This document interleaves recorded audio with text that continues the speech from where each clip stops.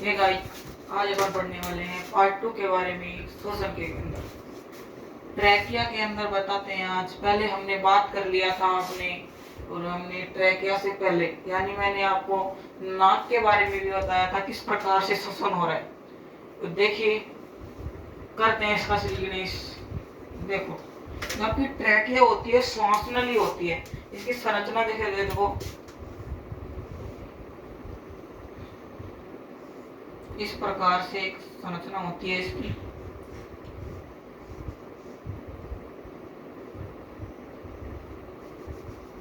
देखिए, इस प्रकार से बने होते हैं। ये यहाँ पर एक, इधर भी बता दूंगा, ये दिख रहा है इस प्रकार से। इसमें ये तो है आपका एपिग्लोटिस, ठीक है। ये है आपका ग्लोटिस कंठ, ये है आपकी ट्रैकिया, और ये है आपका, मतलब यहाँ से दो भागों में डिवाइडेड हुआ है, और बायां और दायां। ये है आपका T5 से थोरासिक वर्टिब्रा 5, थोरासिक वर्टिब्रा 5 से चालू हो रहा है ये। इसके अंदर ये आपका एपिग्लोटिस हो गया, ये ग्लोटिस हो गया, ये ट्रैकिया हो गया। इसके अंदर खास बात कुछ नहीं है, एक तरफ से खुला होता है, एक तरफ से बंद है। इसका खुला है, एक तरफ से बंद है। इसके बाद हम देखते हैं किसके बारे में, अपने जो फेफड़े वगैरह हैं इनके बारे में बात कर लेते हैं, लंग्स के बारे में, इनके वजन जो है इसके बारे में। तो देखो, जैसे कि लंग्स, लंग्स के अंदर क्या हो रहा है, लंग्स को भी सुनो, लंग्स फुफ्फुस। देखो, इसकी संरचना देखते हैं।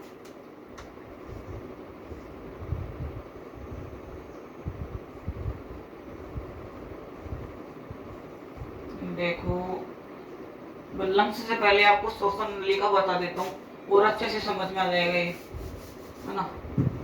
श्वसन नली का देख लो एक बार। श्वसन नलिका, श्वसन नलिका के अंदर क्या होता है, ये आपका कंठ रहेगा इधर, ये कंठ हो गया, वो एपिग्लोटिस हो गया, ये ट्रैकिया हो गई आपकी, ठीक है। ये यहाँ से थोरासिक वर्टिब्रा 5 से हो गई, विभक्त हो गई यहाँ से, ये एपिग्लोटिस,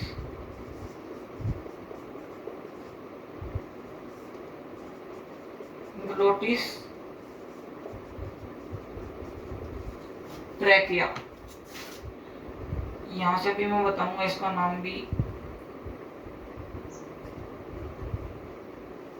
एक बार बना लेते हैं इसकी संरचना किस प्रकार से बनने वाली है।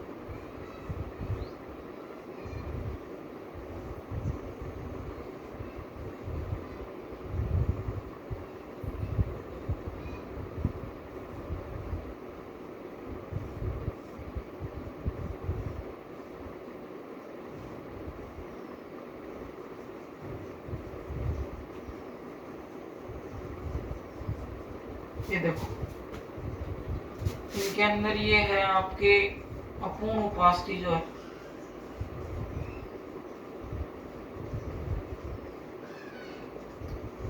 अपूर्ण उपास्थि के वलय हैं। क्या है ये वलय, तो देखो ये यहाँ से विभक्त हो रहा है पहली बार, ये बायां श्वसनी है, इधर हो गया, इधर भी सेम टू सेम है, एक तरफ बना लेते हैं, दायां श्वसनी, ठीक है। इसको अपन प्राथमिक श्वसनी भी बोलते हैं। यहाँ से पहली बार हो रही है ना तो प्राथमिक श्वसनी, यहाँ से दूसरी बार हो गई द्वितीयक श्वसनी, ठीक है। ये हो गई आपकी तृतीयक श्वसनी, ठीक है। फिर ये हो गई, ये है आपकी प्रारंभिक श्वसनिका, प्रारंभिक श्वसनिका। ये जो दिख रहा है इसको बोलते हैं अंतस्थ श्वसनिका। ठीक है, ये है आपका श्वसन श्वसनिका।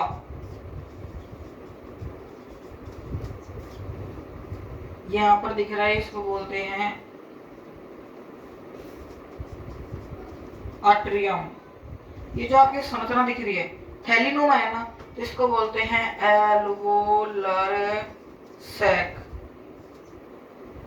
वाहिकायित थैली।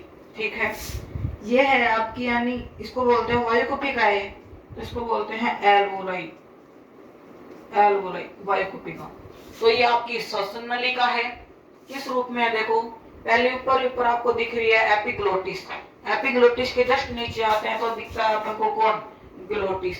फिर इसके बाद ये ट्रैकिया है, यहाँ पर वो सी आकार की उपास्थि है, सी आकार की अपूर्ण उपास्थि है।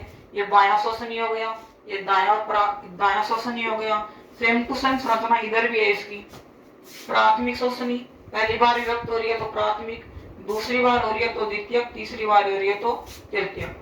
इसके बाद में यहाँ से देखो, यहाँ से चालू होगी श्वसनिका, प्रारंभिक श्वसनिका, अंतस्थ श्वसनिका, श्वसन श्वसनिका। ये जो दिख रहा है यहाँ से, ये है आपका अट्रियम। इसके बाद में एल्वोलाई, एल्वोलर सैक वाहिकायित थैली, और बाद में है आपकी एल्वोलाई। ये है आपकी एल्वोलाई यानी वायुकुपिका। अब अपन बात करते हैं लंग्स के बारे में। लंग्स भी देख लो,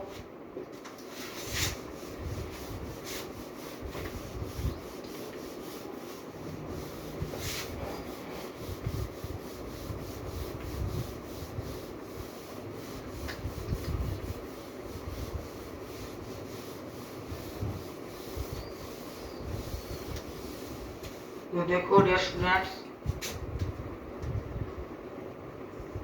लंग्स,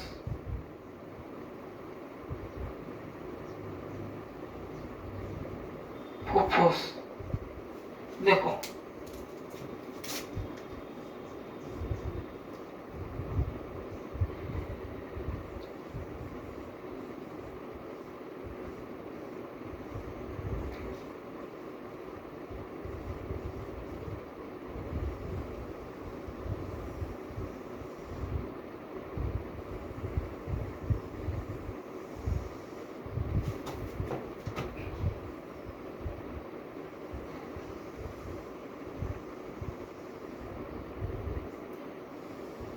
ये देखो, ये है आपकी झिल्लियां।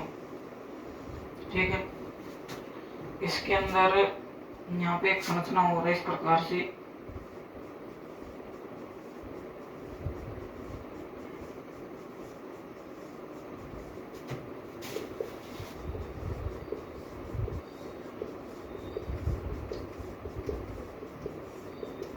इस प्रकार से देखो, यहाँ पर है आपका डायाफ्राम।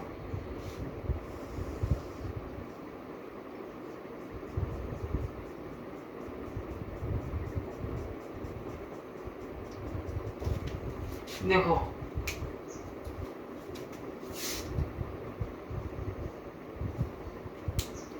ये है आपका एपिग्लोटिस। कौन है एपिग्लोटिस? ये है आपकी ट्रैकिया, ये ग्लोटिस। T5 से विभाजित हो रहा है, थोरासिक वर्टिब्रा 5 से विभाजित हो रहा है। ठीक है, ये जो दिख रहा है आपको, ये संरचना जो दिख रही है ये वाली, इसको बोलते हैं फसली का कटा छोर। ठीक है,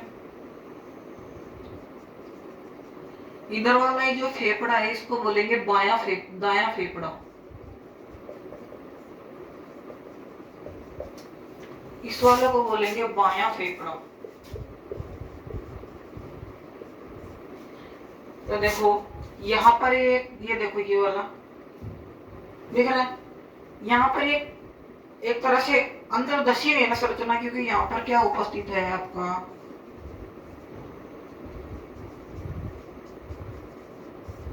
कार्डियक नोच। ये आपका डायाफ्राम है।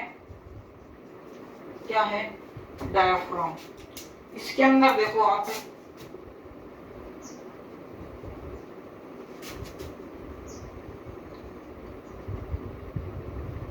एक द्रव भरा होता है, ठीक है। इस द्रव को बोलते हैं फुफ्फुस आवरणी द्रव्य। ये जो बाहर वाली झिल्ली है इसको बोलते हैं फुफ्फुस आवरणी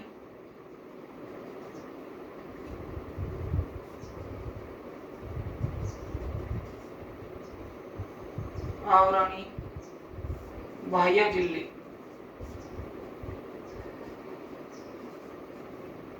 अंदर वाली झिल्ली को बोलते हैं फुफ्फुस आवरणी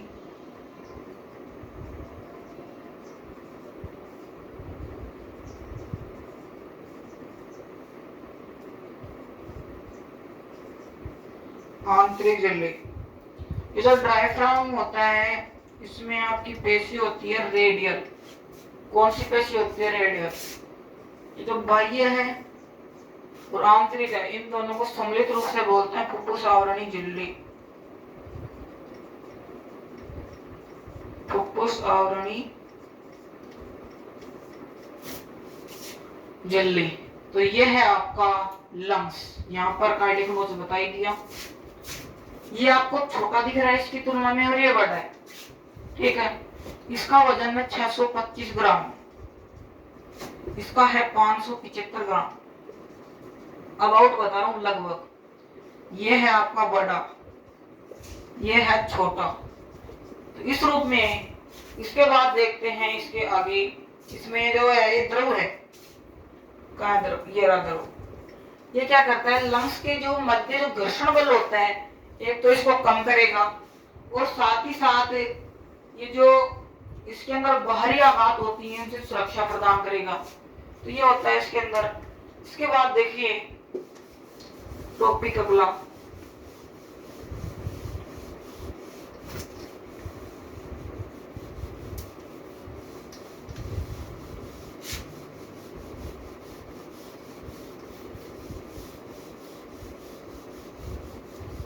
एक इसमें स्पाइरोमीटर भी आता है। कौन सा मीटर आता है? स्पाइरोमीटर। स्पाइरोमीटर के बारे में बता देते हैं। तो देखिए स्पाइरोमीटर,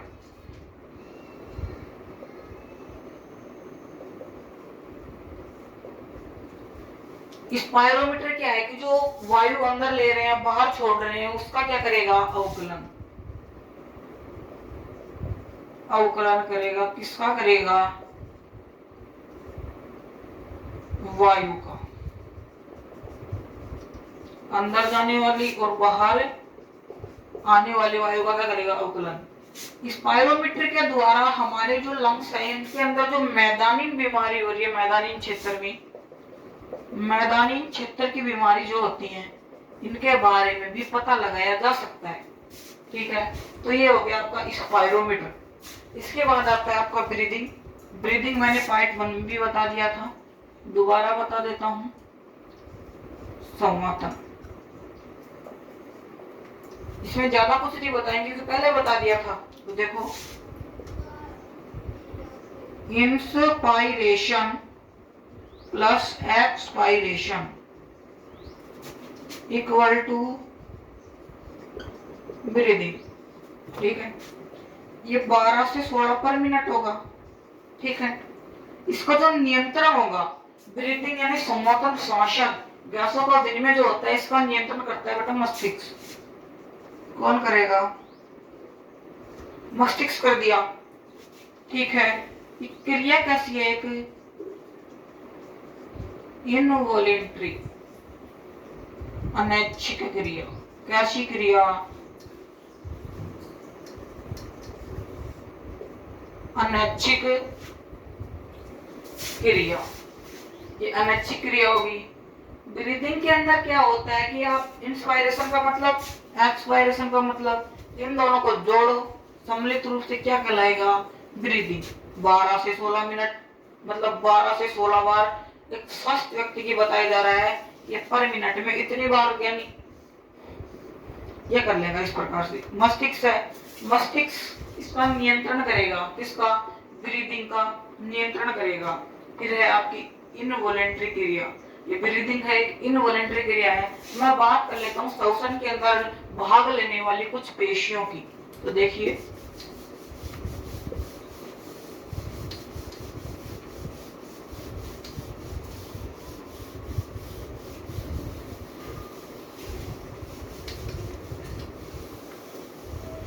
श्वसन में भाग लेने वाली पेशी,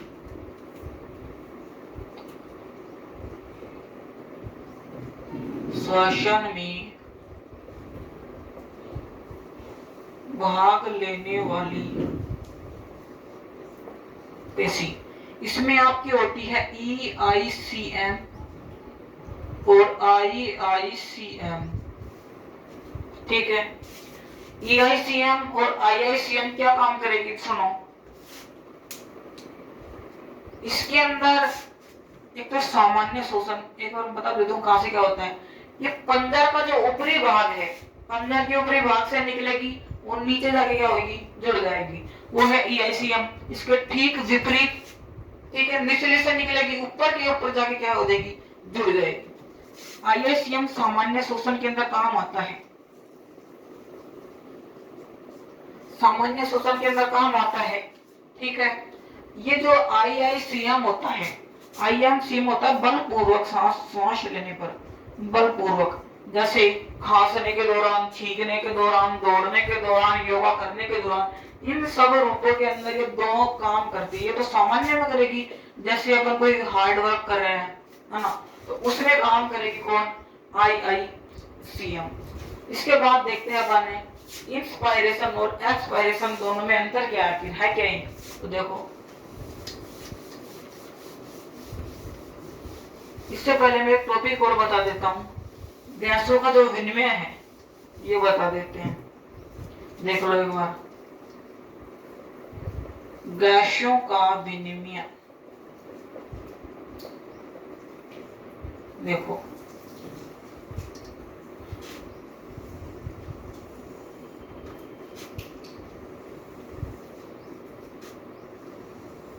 देखिए ये है आपका PO2, ये है PCO2।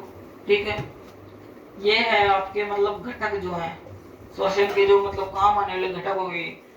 ये है आपका मतलब वातावरण के अंदर इनकी वैल्यू, वातावरण में।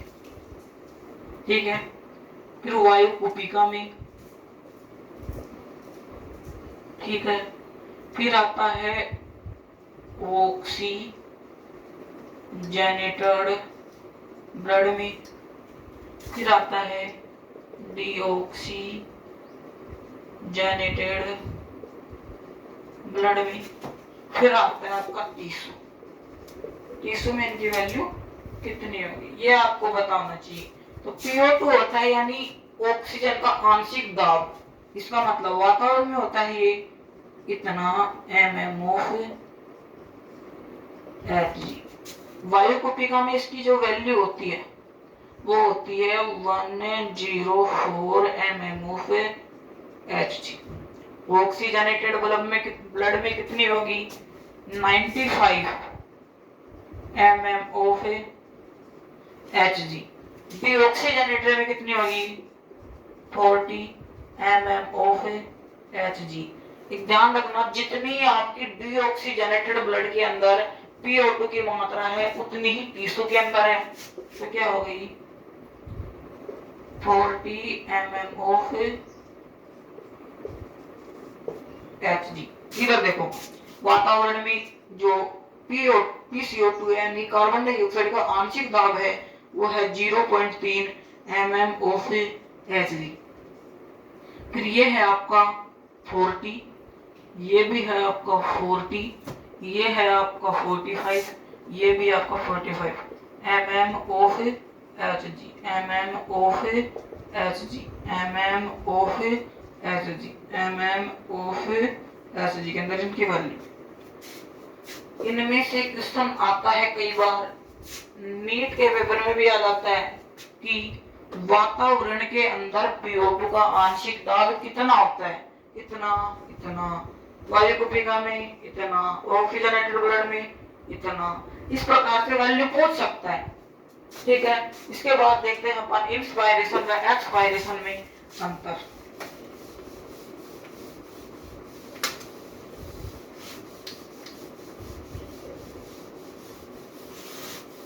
इंस्पायरेशन और एक्सपायरेशन में अंतर देखिए,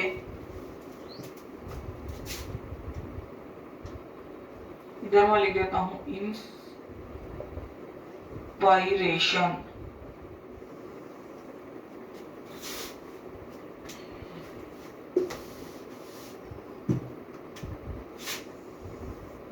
इधर लिख देता हूं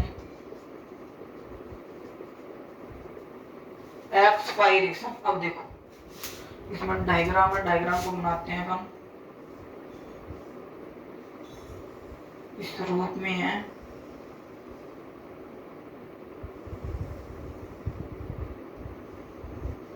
ठीक है, यानी थोड़ा सा लंबा टाइप में,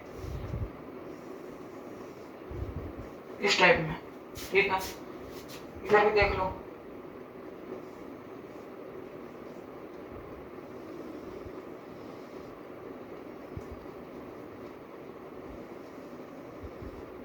इधर भी ऐसा ही है, लेकिन इसमें क्या है कि इसकी जो संरचना है इसमें बड़ी है और इसमें छोटी है। कारण बताएंगे क्यों है।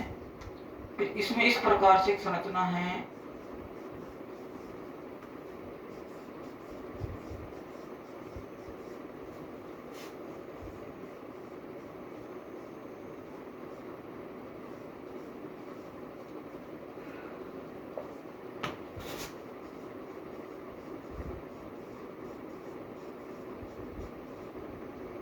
ठीक है। इसमें इस प्रकार से ये हो गया। इसमें क्या हो रहा है कि अपनी जो वायु है अंदर आ रही है, यानी यहां पर क्या होगा, संकुचन। डायफ्राम है, डायफ्राम का क्या होगा, संकुचन। डायफ्राम का संकुचन हो गया, यानी जो वक्ष है, वक्ष के आयतन में क्या हो रही है, यहाँ पर वृद्धि। ये क्या है, वक्ष के आयतन में परिवर्तन हो रहा है, यानी ऊपर नीचे हो रहा है। और इसमें क्या हो रहा है, ये वापस लौट जाएगा। फसलियों उरोस्तियों का, फसलें और उरोस्तियों का अपने मूल स्थान में वापस लौटना एक्सपायरेशन में जाएगा। ठीक है, इधर देख लो, यहां से वायु का प्रवेश हो रहा है, वायु का प्रवेश।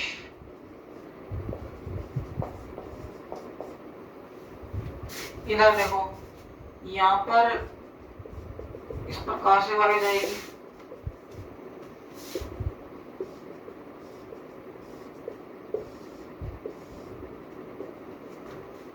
यहां पर होगा वायु का निष्कासन। यहां पर जो वक्ष है, वक्ष के आयतन में कमी। ठीक है, यहां पर आपका जो डायफ्राम है,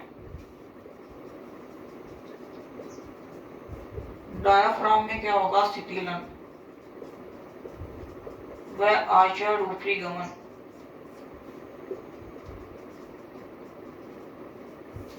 यह है इसके अंदर। अब मैं बात करता हूं, इसमें श्वास ले रहे हैं, श्वास लेना, इसमें श्वास छोड़ रहे हैं, श्वास छोड़ना।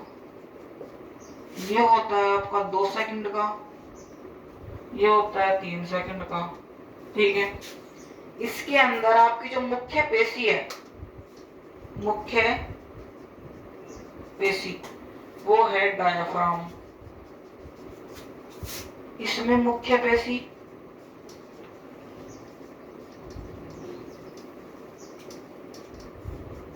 डायफ्राम, इसमें जो डायफ्राम है, इस डायफ्राम का क्या होगा,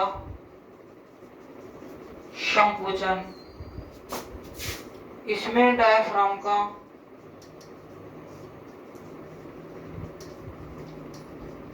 शिथिलन व आचरण ऊपरी गमन।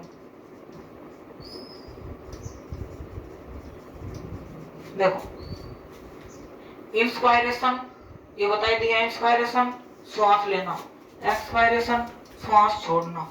इंस्पायरेशन आपका 2 सेकंड का होता है, यानी जो अपन श्वास लेते हैं 2 सेकंड के अंदर, छोड़ रहे हैं 3 सेकंड के अंदर। मुख्य पेशी यानी डायफ्राम जो होगा, इसमें डायफ्राम मुख्य पेशी, इसमें भी डायफ्राम जो इंस्पायरेशन के अंदर उसका होता है संकुचन, और एक्सपायरेशन में होता है इसका शिथिल आचार ऊपरी गमन। इसके अंदर आपका जो वक्ष है, इसमें जो फेफड़ा है, वक्ष है, वक्ष के आयतन में क्या होगी? वृद्धि। फेफड़े के आयतन में वृद्धि होगी ना, लेकिन जब फेफड़ों का दाब रहेगा वो क्या रहेगा? कम रहेगा। इधर वक्ष के आयतन में क्या होगी? कमी होगी, यानी फेफड़े के आयतन में भी कमी होगी। फेफड़े के आयतन में कमी हो रही है तो फेफड़े का जो दाब है वो क्या होगा? बढ़ेगा। तो देखो फेफड़े के दाब में कमी, ठीक है, वक्ष यानी फेफड़ा, इसका जो आयतन है, इसके आयतन में क्या होगी? वृद्धि। इसमें यहाँ पर हो जाएगी वृद्धि, यानी इसमें, और इसमें क्या जाएगी? कमी।